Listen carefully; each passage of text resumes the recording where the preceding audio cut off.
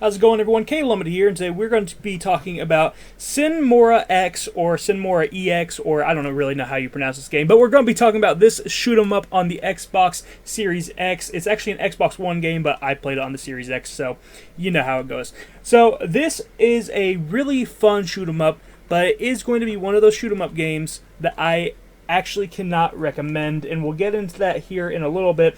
But let me first say that this is a really good looking game. This game looks fantastic graphically. I love the way it looks. I love the 3D visuals of it, and I like that in a lot of the cutscenes and when you're like flying to different locations in the cutscenes and stuff, I like how it plays with the 3D effects, and it looks really good. I think that this game, in terms of art style, is great. In terms of gameplay, the story mode is really fun to play through, and I enjoyed playing through it.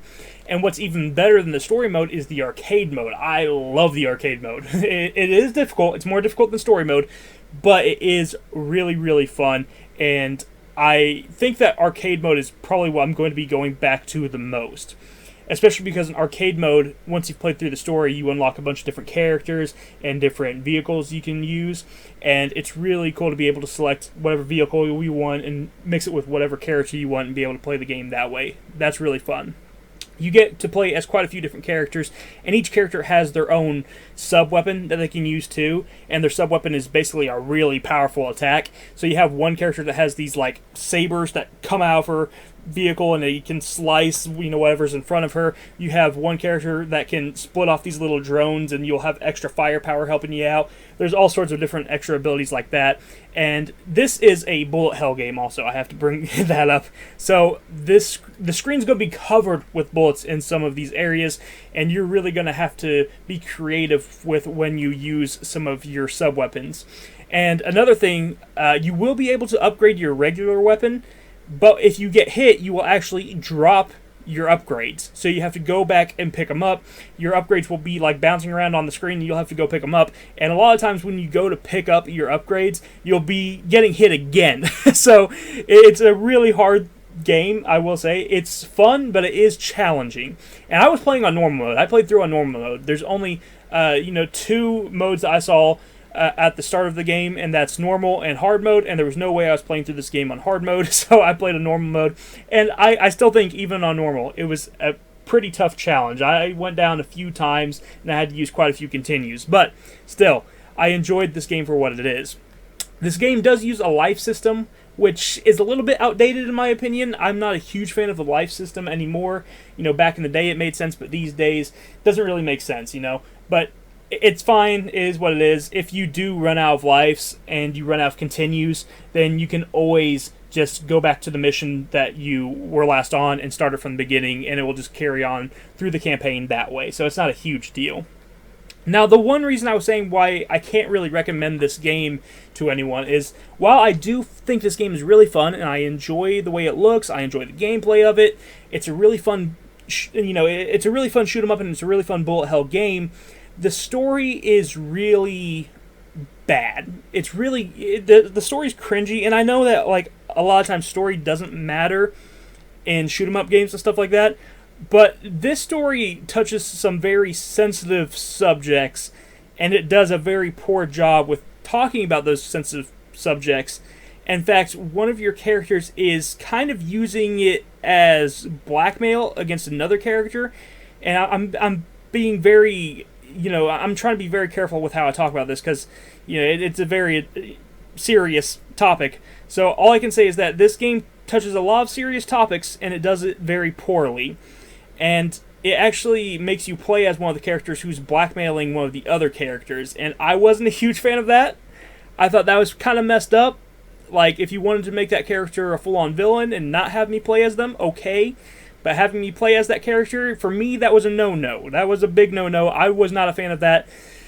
Yeah, so that's why I can't recommend this game, because it does a really poor job with talking about sensitive subjects. It's rough. It's really rough, because I can't even talk about it because of how rough it is. I can't talk about it on YouTube. So all I can say is, if you're easily offended by things, probably don't pick this one up. And I will say, I'm not easily offended by things, but even I saw the dialogue and I was just like, wow, that's rough. They probably shouldn't, this game probably would have been better without that. And there's a lot of dialogue in the game other than that. that is also just really poorly written. The game tries to be edgy, and it really fails in a lot of areas whenever it tries that. It ends up being cringy more than anything. So dialogue and all that stuff is definitely not great. However, I do enjoy the actual gameplay. And, when you're playing a shoot 'em up game, that's usually what you're playing these games for. You're playing them to have fun, go around, fight gigantic bosses, insane bosses, and just have a ball. And I will say the bosses in this game, each one is very unique. Some of them are a little bit too insane, especially the final boss. The final boss is ridiculous because he's just like a bouncy ball that's like bouncing around the screen half the time, and it gets ridiculous. But, it is what it is. The game, for the most part, is really fun, and I actually enjoyed it. One mechanic that I think is going to have people mixed on this game is the health bar, because the health is weird in this game. There's not really a health bar. There is a time limit, and your time limit is your health. So whenever you get hit in this game, time will be removed from the time limit and the time that you have left. So once you run out of time, your vehicle explodes. So you have to watch that carefully, and you have to make sure that you take down bosses in a certain amount of time. You have to make sure that you're taking down enemies in a certain amount of time, because if you don't, you'll run out of time and you'll explode. So the time is running, and if you get hit, it runs even faster. You start losing some time on there, and then you explode. So not everyone's going to like, having the pressure of having a time limit on them. This is the first shoot 'em up that I can think of that I've played that has anything like that, and I wasn't a huge fan of it, especially because, there's some areas where you get hit a lot, and it's really hard to balance your time limit with your abilities, and when you get hit, you drop all your weapons and everything. So it's really hard to go pick up your weapon upgrades and not get hit and lose more time in this game. So that is going to have a lot of people mixed on this game. That time limit mechanic it's rough. I will say it is rough. I found it interesting, and I got used to it after a while, but I know not everyone is going to enjoy that feature. So I wanted to bring it up here. Being timed in a shoot 'em up, especially a bullet hell, can be very rough. You gotta kind of take your time in a lot of bullet hell games to make sure that you're dodging the attacks. You don't have a whole lot of time to dodge attacks in this game because you have that timer going. So, yeah, it makes it a lot more intense, and that's probably what they were going for, but not everyone's going to be happy with that.